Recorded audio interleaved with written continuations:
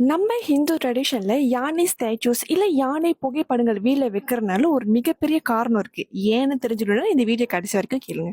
யானை அப்படின்னு சொல்லும் போது நம்ம எல்லாத்துக்கும் முதல்ல ஞாபகம் வருது விநாயகர் தான். விநாயகர் பத்தி சொல்லவா வேணும்? எல்லா நேரத்திலும் நம்மளுக்கு கை கொடுக்குற ஒரு கடவுள்னா விநாயகர் கடவுளா தான் இருப்பாரு. சரி, இப்போ நான் எக்ஸ்பிளைன் பண்றேன். இந்த யானைகள் அப்படின்னு சொல்லும் போதே எல்லாத்துக்கும் தெரியும். யானைகள்னாலே ரொம்ப ஒரு ப்ரொடெக்ஷனான ஒரு மிருகம்.